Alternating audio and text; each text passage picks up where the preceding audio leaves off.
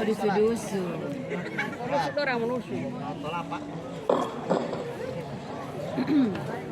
Takbir.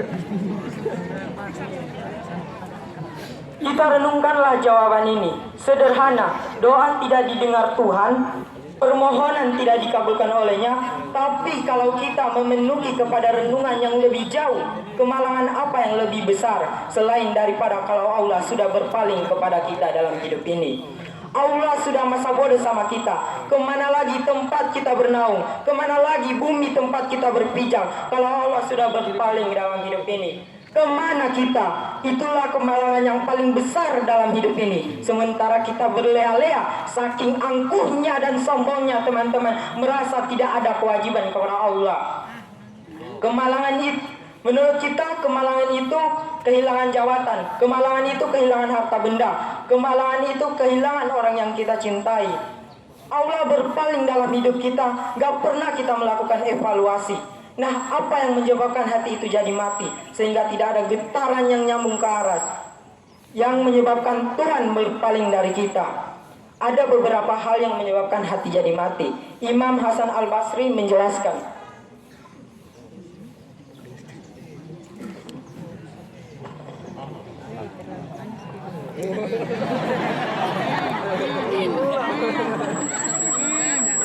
Ada sayang, ada. walam tutuha,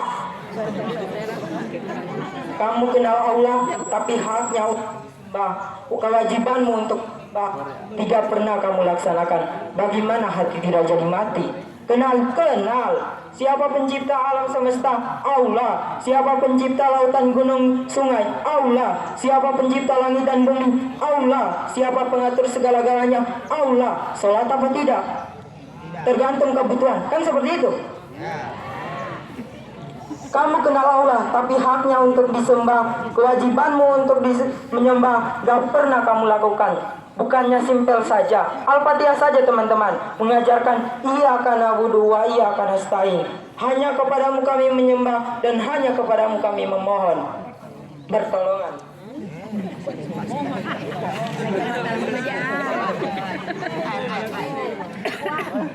Lagi ada batalan ludah.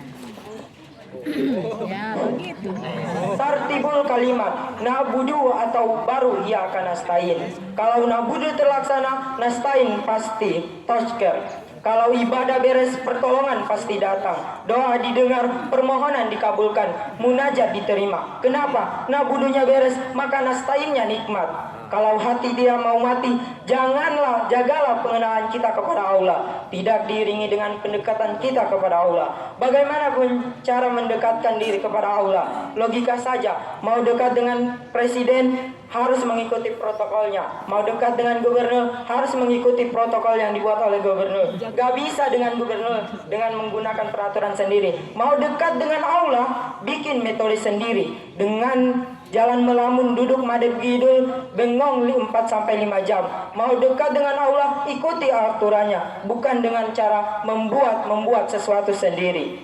Yang kedua, yang menyebabkan hati jadi mati, krotomul Quran walam tum malubi.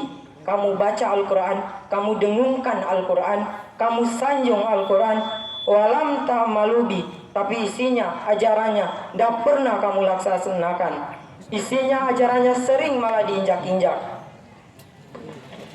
Bukankah kita hidup di satu zaman di mana tuntunan sudah menjadi tontonan dan tontonan sering dianggap sebagai tuntunan? Bukankah kita hidup di satu masa di mana orang jujur sering dikhianati dan pengkhianat sering diberikan amanah? Bukankah zaman ini sudah terjadi pergeseran yang sedemikian rupa nilainya tergeser?